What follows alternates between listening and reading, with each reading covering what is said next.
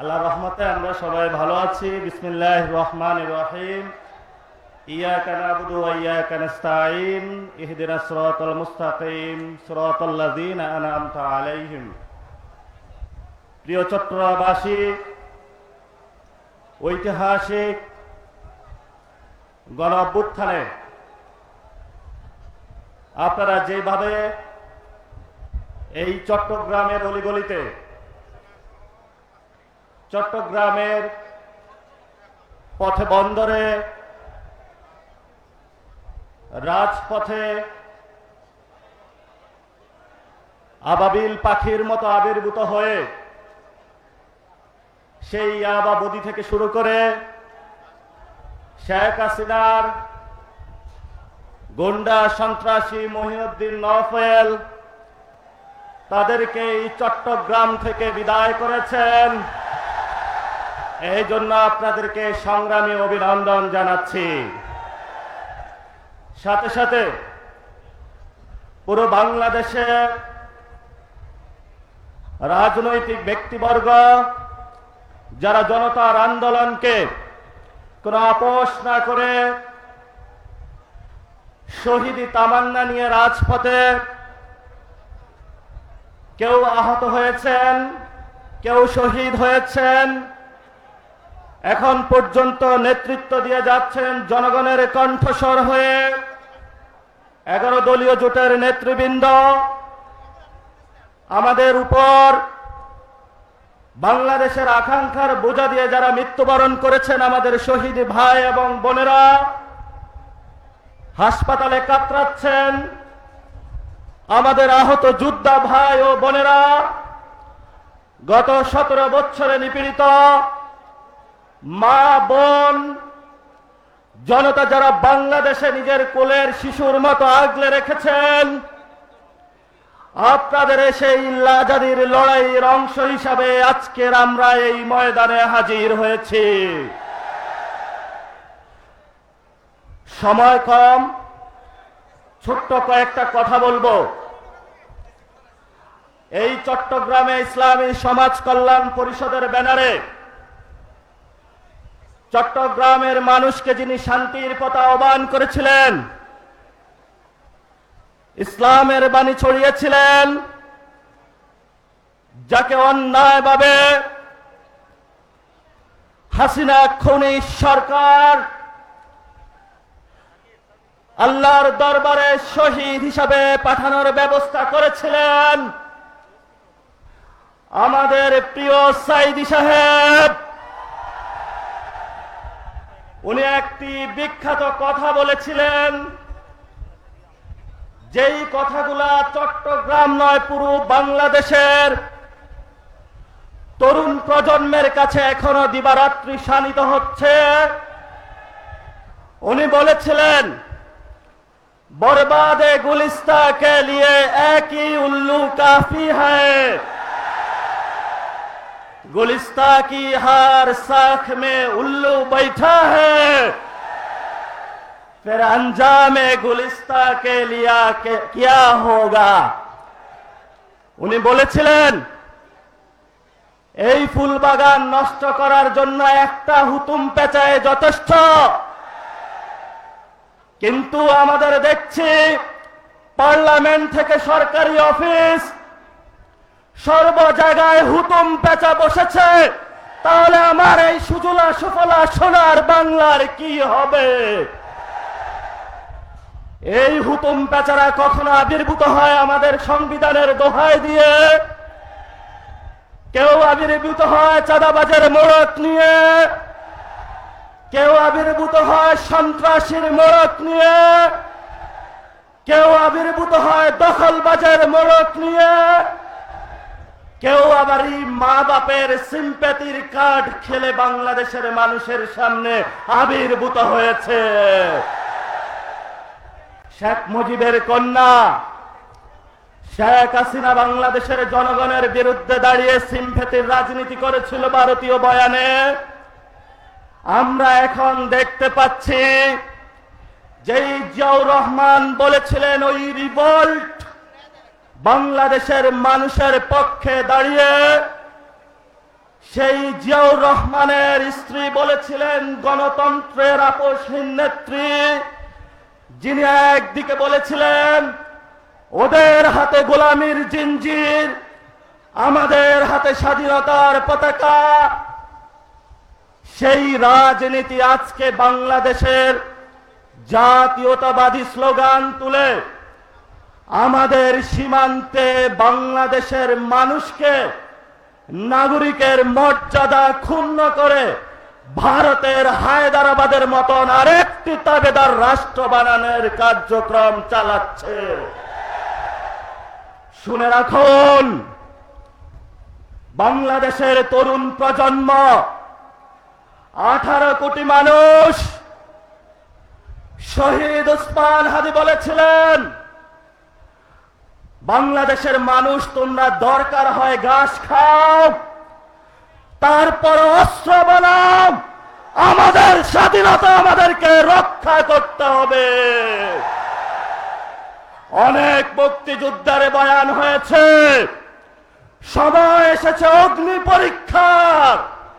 কারা বাংলাদেশের সীমান্ত রক্ষা করবে, কারা ব্যাংক রক্ষা করবে, কারা বাংলাদেশের জনগণকে রক্ষা করবে, জাতির সামনে প্রতিদিন সত্যের আলোকের মতো স্পষ্ট হচ্ছে। আমরা তোমাদের হুঁশিয়ার করে দিতে চাই, নির্বাচনের সময় 3টি কথা ছিল। বাংলাদেশে একটি সুষ্ঠু নির্বাচন হবে, সেই নির্বাচনে তোমরা ইঞ্জিনিয়ারিং করেছ। দেশপ্রেমিক জনতাকে, যারা ঐক্যবদ্ধভাবে বাংলাদেশের পক্ষে ভোট দিয়েছিল, সেই জনগণকে ধোঁকা দিয়ে প্রতারণা করে দিল্লির সাথে মিলে বাংলাদেশের মানুষকে বঞ্চিত করে এখন গেরুয়া পতাকা আমার বাংলাদেশের সীমানায় হাজির করেছ। বাংলাদেশ থেকে আমরা স্পষ্ট বলতে চাই, বাংলাদেশে আমরা কোন সীমান্তের হত্যাকাণ্ড সমর্থন করি না। বাংলাদেশে যারা বলতে চায় ভারত এবং বাংলাদেশের স্বপ্ন ভিন্ন, আমরা সেখানে প্রশ্ন করতে চাই, বাংলাদেশের এবং ভারতের স্বপ্ন সেদিনে অভিন্ন হবে যেদিন সীমান্তে হত্যাকাণ্ড বন্ধ হবে, যেদিন আমাদের নদীতে পানি আমরা বুঝে পাব, সেদিনে অভিন্ন স্বপ্ন বাস্তবায়ন হবে। বাংলাদেশে যেই দিন আমার কাঁটাতারে ফেলানির আর কোন লাশ ঝুলবে না, অবৈধভাবে কোন নাগরিকদের হত্যাকাণ্ডের শিকার হতে হবে না, নদীতে কৃষক পানি পাবে, আমাদের বাণিজ্যের ক্ষেত্রে কোনো বৈষম্য হবে না, আমাদের রাজনীতির ক্ষেত্রে নাক গলানো বন্ধ করবে, সেদিনেই আমরা ভারতের সাথে মর্যাদার সম্পর্ক কি হবে সেটা ভেবে থাকবো। ভারত, তুমি কান খুলে শুনে রাখো, আমরা কোনো টাকার কাছে বিক্রি হই নাই, আমরা চাঁদাবাজি করি না, আমরা সন্ত্রাসী করি না, আমরা দুর্নীতি করি না। আমাদের লড়াই স্পষ্ট, বাংলাদেশের ইসলাম এবং সার্বভৌমত্বের লড়াই। গণতান্ত্রিক ভাবে আমরা ধৈর্য ধারণ করে এগিয়ে যাচ্ছি। এই ধৈর্য প্রক্রিয়ায় যদি আমাদের অশান্ত করার আরেকটি পায়তারা করা হয়, তাহলে 24 জুলাইতে যেভাবে বাংলার জনগণ রাজপথে নেমে এসেছিল, আরেকটি জুলাইতে বিএনপির পতন বাংলাদেশে হবে ইনশাআল্লাহ। শেষ কথা, তারা এসেছে। এই যে বাজেট হলো, এটা কোনো বাজেট নয়, এটা দলীয় নেতা কর্মীদের একটি গ্যাজেট, যেই গ্যাজেটের মাধ্যমে তারা চাঁদাবাজির স্বীকৃতি করতে চাচ্ছে বাংলাদেশে। এটা হাওয়া ভবনের যারা কতগুলো ব্যক্তির একটা গ্রুপ, যাদের হাওয়া ভবনকে তারা বৈধ করার জন্য, বাংলাদেশে ডাবল ডিজিটের দুর্নীতি করার জন্য জনগণের উপর একটি বৈষম্যের বাজেট আমাদেরকে চাপিয়ে দিয়েছে। আপনারা মাঠে ঘাটে সর্ব জায়গায় সতর্ক থাকবেন। এই বাজেটকে আমরা ধিক্কার জানাচ্ছি। এই বাজেটে আবু সাইদের রক্ত নেই, এই বাজেটে শহীদ ওয়াসিমের রক্ত নেই, এই বাজেটে শহীদ বুকদের রক্ত নেই, যেই বাজেটে আমাদের তরুণ প্রজন্মের কর্মসংস্থানের ব্যবস্থা নেই, সেই বাজেটকে আমরা ধিক্কার জানালাম।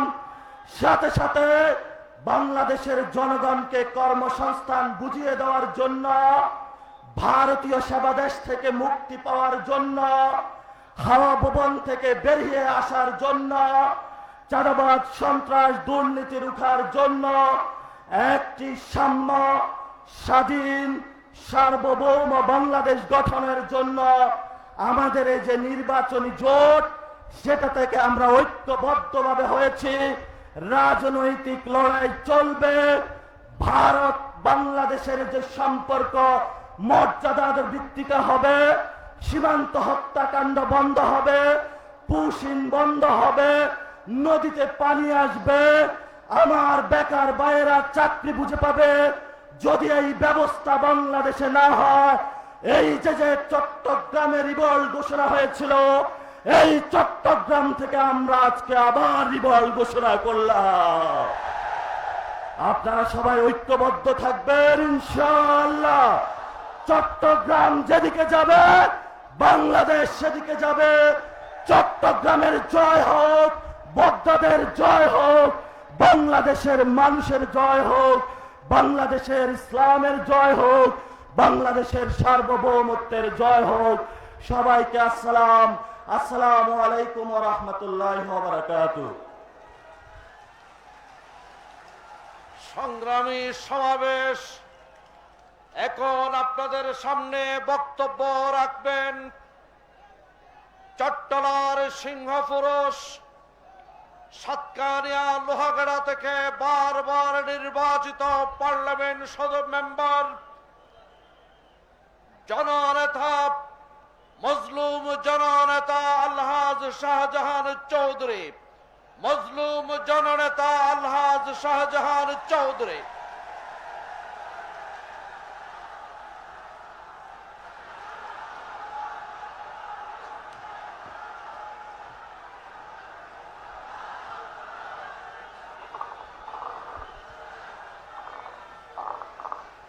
আল্লাহ আল্লাহ আল্লাহ আল্লাহ।